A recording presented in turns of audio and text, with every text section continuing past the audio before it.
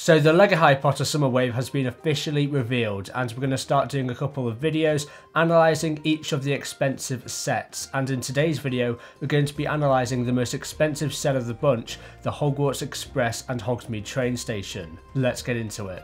So the retail price for this set is $130 and £120 in the UK, and considering the last Hogwarts Express playset in 2018 was only £75 and $80, that's quite a big price increase, but is it worth it?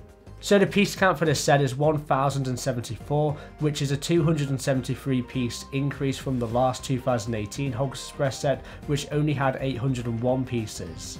And in those 273 pieces includes 2 extra minifigures, a jump from 6 to 8. Also we're going to get some track pieces in this set, which we didn't actually have with the last 2018 Hogwarts Express playset, and also we're going to get an extra carriage. Now my instant reaction was the $50 or £45 price increase doesn't seem to be very much worth it, but after taking a look at it properly and using some maths, we can determine that the extra 273 pieces, which includes obviously 2 minifigures, some extra track pieces and an extra carriage, is probably worth $30 and £25 for argument's sake. So we're still $20 and $20 short of the price increase. Well, that comes down to inflation.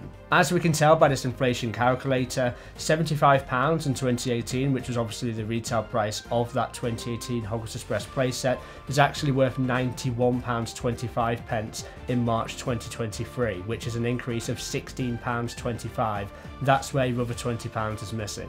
And it's exactly the same in the US, literally exactly the same, where $80, which was the original retail price in the US for the 2018 Hogwarts Express set, has actually gone up to $96 in 2023, so that's again where your other $20 roughly is going. So considering the 2018 Hogwarts Express set was originally a good price when it came out, and taking in all the extra factors with the extra pieces, the extra minifigures and inflation, we have to say the numbers suggest that $130 and £120 is a fair price for this set. Obviously everyone is going to have their own opinion on this, but I thought for the sake of this video it's going to be better for me to go down a more statistical, data-driven approach to determine if the value is actually there or not, and the numbers suggest it is. Right, so let's get into the minifigures for this set. We have Hagrid, a train conductor, the Trolley Witch, Harry, Ron and Hermione, Draco Malfoy and a random student.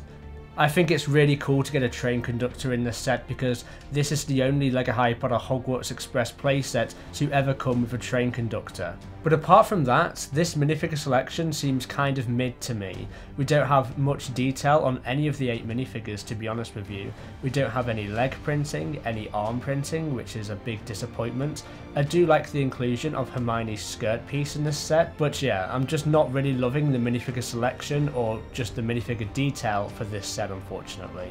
Now going on to the train itself, and this train is a massive improvement from that 2018 version, and that 2018 version was already really good. So obviously there's been some noticeable changes at the front end, where the actual dish piece has been abandoned after basically being used in every single LEGO Harry Potter Hogwarts Express playset, and they've actually used a new building technique to replicate the front of the boiler, which I think looks great. We also have some smaller train wheels towards the front of the engine, which makes the train wheels towards the back of the engine look bigger in proportion. Unfortunately, it seems they have removed the piston rod system in this new 2023 Hogwarts Express set, which was actually present in the 2018 version, but maybe they've integrated it in a way which you can't tell visually that it's actually still there, but it does look like they have removed it. Also, the roof on the engine I have a big problem with, because the roof here is black, which, okay, that makes sense, but then why is the roof on the carriages light grey? Because they are literally the same colour. I recently went to the Harry Potter studio tour in London and can confirm that the roof colour for the engine and the passenger cars are both grey. So I don't really understand the contrast here between a black roof for the engine and light bluish grey for the passenger cars, because they are literally both the same colour, so I don't know how LEGO came to that conclusion.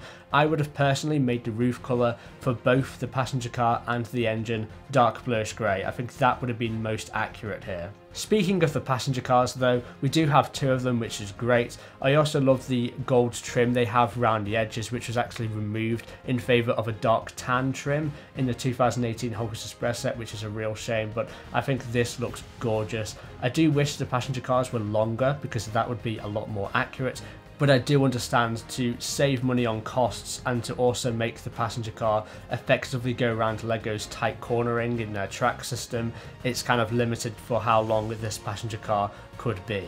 Now, I think a big problem people are going to have with this set is the fact it doesn't come with a ring of track, nor is it motorised, and I appreciate that concern, but this set has already had an increase of $50, and motor functions, including a ring of track, will at least inflate the price by another $50. So are we willing to pay $180 for a motorised version of this set? I don't think so. I think $130 is already pushing it. I think $180 would exceed the limit for most people to get a playset Hogwarts Express, honestly. You've got to remember, guys, that the vast majority of people don't have the space to have a permanent setup with a ring of track with a motorised LEGO train going around it. It's just not an option for most people, and for the people which do have that space and do actually enjoy that part of LEGO, they most likely already have a ring of track and motor functions which they can modify to make this set go on their system. So I think the decision to not include motor functions in this set was probably the right one in the end. Now, taking a look at the Hogsmeade train station, I really like it. The part count seems to be a bit lower than the 2018 King's Cross train station, but I think that's fine. It's a smaller station in universe than King's Cross, of course, so having a slightly smaller part count attributed to this train station is completely justifiable, and I think this does the job. One modification I am going to do, though, is actually put some white tiles on the roofs, because if you take a look at all the Hogsmeade related sets in the LEGO Harry Potter theme from 2018 at least, all the roofs are snowy because Hogsmeade is typically and iconically a snowy village, and that's how it's portrayed. So to keep that theme consistent, I am going to put some white tiles on the roofs to make it all nice and snowy, and that goes for the Hogwarts Express as well. I think that would look super cool. Now, obviously, at the end of the day, this train nor train station is perfect. They've made a train set for kids, which is absolutely fine, and obviously when you do that you have some compromises in many areas in terms of accuracy. Even the colour of bright red isn't entirely accurate, it should be dark red, but that's just one example. The passenger cars, another example, are probably half as long as they should be, and etc, etc. But even on the playability aspect, this set does not get full marks. And considering these Hogwarts Express playsets are getting more and more expensive, this costing $130 when they used to cost just $50, it's getting harder and harder to bite the bullet to go out and buy these Hogwarts Express playsets with their remaining apparent flaws. But what if I told you that you guys can build your own Hogwarts Express, which hits full marks in both playability, meaning it can be motorised, and also accuracy, meaning it's pretty darn perfect. Take a look at this creation by Tommy C. Bricks. Everything about it, from the colour, the length of the passenger car, the piston rod system, is more accurate to the LEGO Harry Potter Hogwarts Express playsets. So if you're just someone wanting to motorise your Hogwarts Express, then this model may turn out to be a better alternative to you than the 2023 playset version.